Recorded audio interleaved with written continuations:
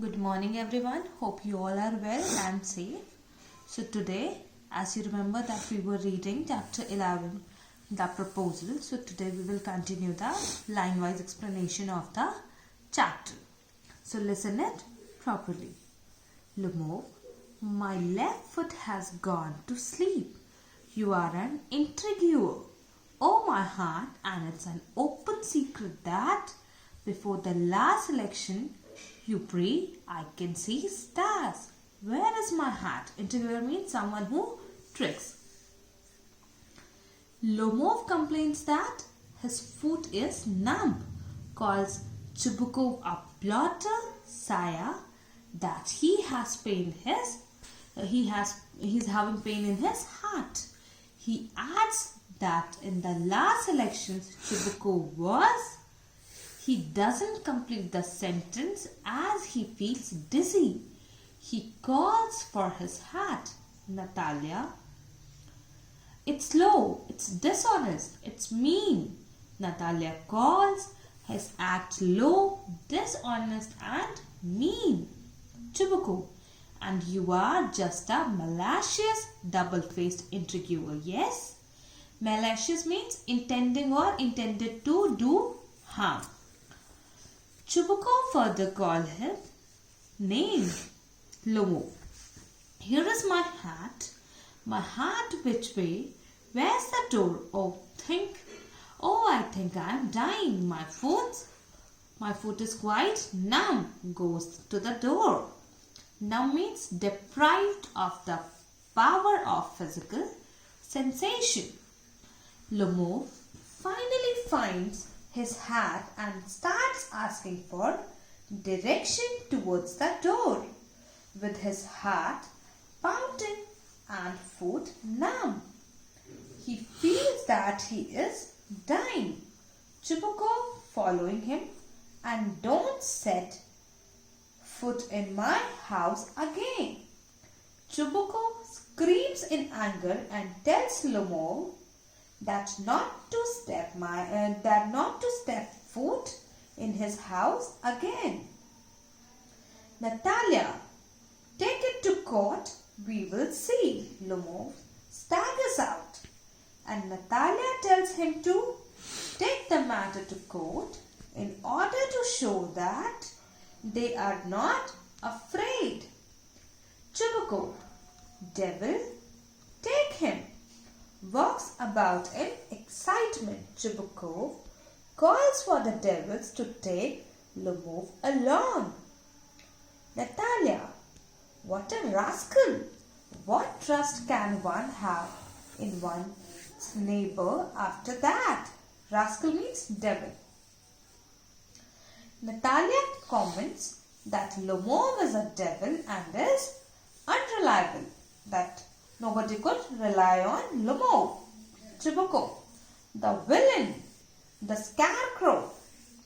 Chubukov further calls him names. Natalia, the monster. First he takes our land, and then he has the impudence to abuse us. Impudence means audacity. Natalia is surprised how Lomov first claimed their land to be his own and then possessed the audacity to abuse them. Chubukov, and that blind hen, yes, that turnip ghost has the confounded cheek to make a proposal and so on. What? A proposal? In the process of cursing him, cursing whom?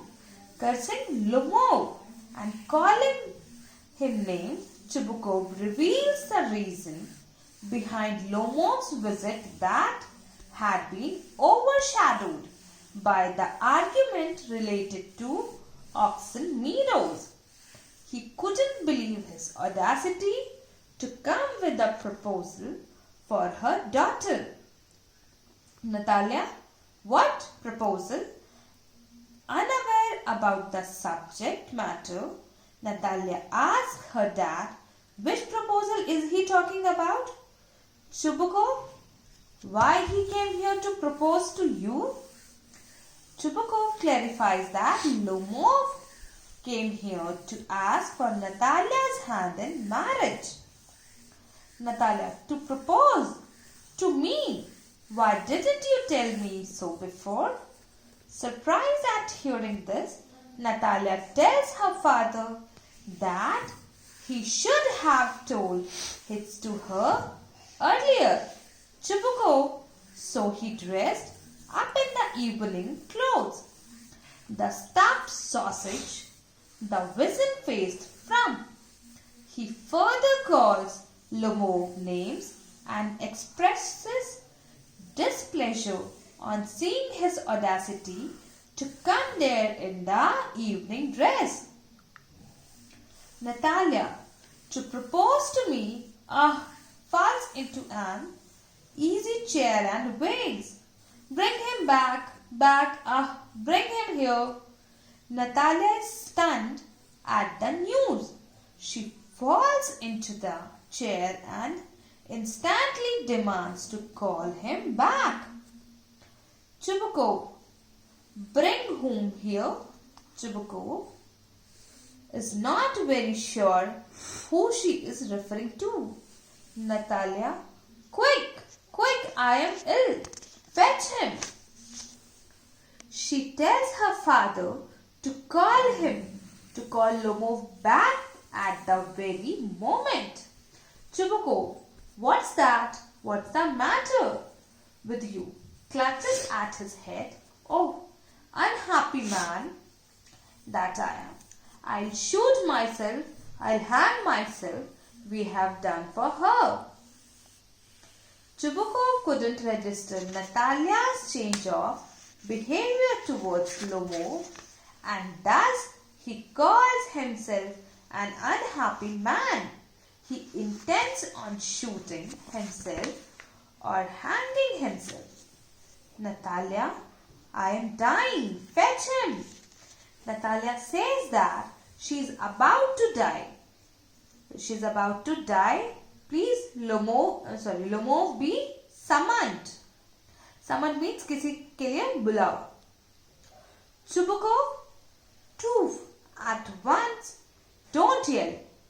Runs out a pause. Chubukov asks his daughter to calm down and stop yelling. He runs away to call Lomov. Natalia Stepanova wails. What have they done to me? Fetch him back. Fetch him. A pause. Chubukov runs in. Natalia asks her father to hurry. Chubukov returns. Chubukov, he's coming, and so on. Devil take him out. Talk to him yourself. I don't want to. He informs Natalia that Lomov is coming. He doesn't intend on talking to him and thus asks her to have a word with him herself. Natalia wails, fetch him. Natalia cries for Lomov. Chubukov yells, he's coming. I tell you, oh, what a burden. Lord, to be the father of a grown-up daughter. I'll cut my throat. I will indeed. We cursed him, abused him, drove him out, and it's all you. He's unable to accept what just happened. He feels that it is both a burden and a curse to be a grown-up girl's father. He wants to cut his throat off because at one moment they cursed, abused and threw Lomov out of their house, and at the other they are calling him back to accept the proposal. Natalia, no, it was you. Natalia blames her father for abusing him. Chubukov, I tell you, it's not my fault. Lomov appears at the door. Now you talk to him yourself. exit. Chubukov clarifies that it was not his fault. When Lomov appears at the door, he tells Natalia to handle the situation herself. Lomov enters exhausted, my heart's palpitating awfully, my foot's gone to sleep. There is something that keeps pulling in my side. Lomov enters completely exhausted. He doesn't feel well because of his palpitations, numb feet, and pull on one side. Natalia: forgive us, Ivan Vasilovich. We were all a little heated. I remember now, oxen meadows really are yours. Natalia, surprisingly in a complete different tone, in a complete different way, gives clarification for how they treated him earlier.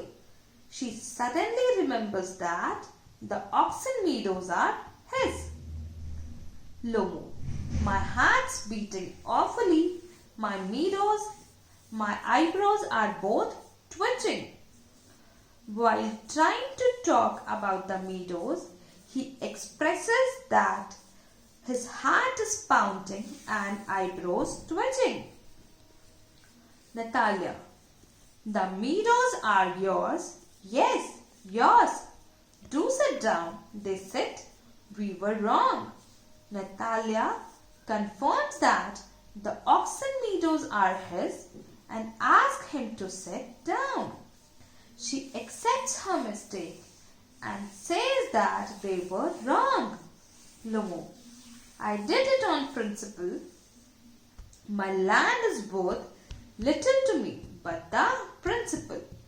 Lomo said that although the land is worth little, but he was just acting on principle. He was just being fair. Natalia: yes, the principle, just so. Now let's talk of something else. Natalia tells him to change the topic in the hope of bringing up the proposal. Lobov: the more so as I have evidence, my aunt's grandmother gave the land to your father's grandfather's peasants. Lomov doesn't stop with his clarifications and again mention that his aunt's grandmother gave the land to her father's grandfather's peasants. Natalia: yes. Let that pass aside. I wish I knew how to get him started. Aloud: are you going to start shooting soon? Natalia asks him to change the topic. She thinks, how could she bring him to discuss the marriage proposal? She asks Lomov if he shall resume shooting. Lomov: I am thinking of having a go at the blackcock honored Natalia Stepanova after the harvest. Oh, have you heard? Just think what a misfortune I have had. My dog Guess, who you know has gone lame. Lame means unable to walk without difficulty as the result of an injury or illness affecting the leg or foot. Upon being asked, Lomov shares his plans about shooting. He plans on going to the Blackcock after the harvest. He then shares the news that his dog Guess suffer difficulty in walking properly. Natalia: what a pity. Why? She shows her sympathy and asks how he had gone lame. Lomov: I don't know. Must have got his leg twisted or bitten by some other dog. My very best dog, to say nothing of the expense.